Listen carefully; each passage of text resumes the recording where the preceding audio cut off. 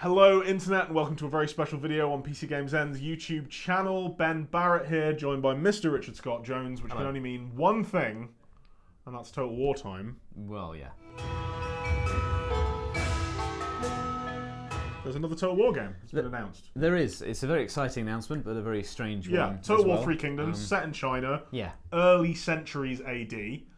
But yeah, we don't really know what happened with the announcement. There was a tweet. Yeah, there's a tweet linked to a splash page, a teaser page, which appeared to count down to some kind of announcement tomorrow, which then didn't happen because we got the whole trailer anyway, and we got the Steam page as well. Yeah, and we got a release date, which was at first fall 2018, and then it was September 2018.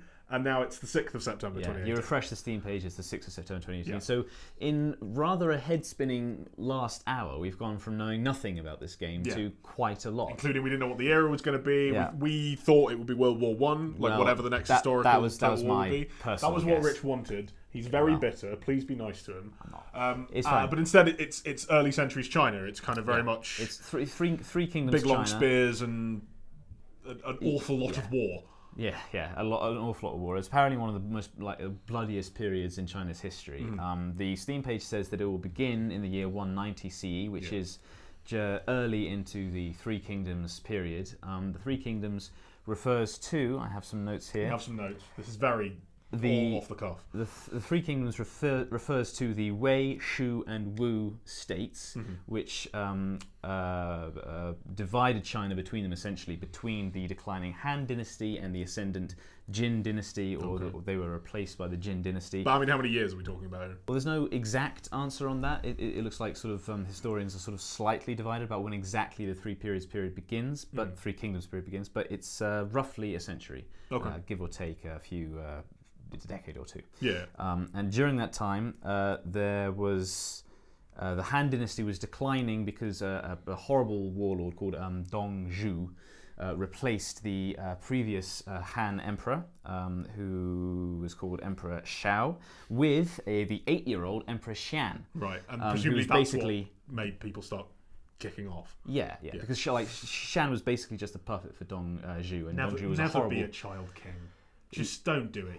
You're just going to start wars. Well, yeah. In fairness, he probably didn't have a lot of say in the matter. It sounds like it was Dong Zhuo, and obviously tyrants will inspire resistance, and that's what happened. So a coalition against Dong Zhuo started to form in eastern China around 189, 190, which is when the game starts, and we see this in the trailer. Indeed, there are three sort of champions or figureheads or leaders who sort of swear to fight tyranny and come together and form an alliance, and that's basically the premise. That's the setup. You will presumably those guys will be the faction leaders that we'll start with, and it sounds like there's a lot of potential there for all the typical traditional Total War stuff like alliance making and politicking and diplomacy, which is exciting to see. You'll presumably try to rally support, get support for your armies against Dong Zhuo.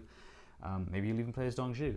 Well, presumably you will have the option to do so within the grand campaign of some kind. Yeah, but the focus of the trailer is quite clearly on the resistance fighters. Yeah, the interesting part of all of this, of course, is we don't know anything about the gameplay. They're very clearly staying away from that from now. No doubt there'll be some sort of reveal event within the next couple of months that shows off, what we're doing new, what's changed. But most importantly, perhaps, what we're bringing from Warhammer, because they've said in the past, we're going to learn from Warhammer when it comes to our historical stuff. So what sort of stuff there do you think they can do? In lots of interviews in the past, they have said things like Warhammer's success has encouraged us to expand our ambitions for the future of Total War, and there are things that we're going to take from Warhammer and build into forthcoming historical titles. Nothing like dragons or anything like that, so historical fans don't need to worry, but maybe things like faction design asymmetries, and maybe things like, leading on to your question, the champions, right? So we see these three characters getting together and swearing allegiance, and we see in the cutscene,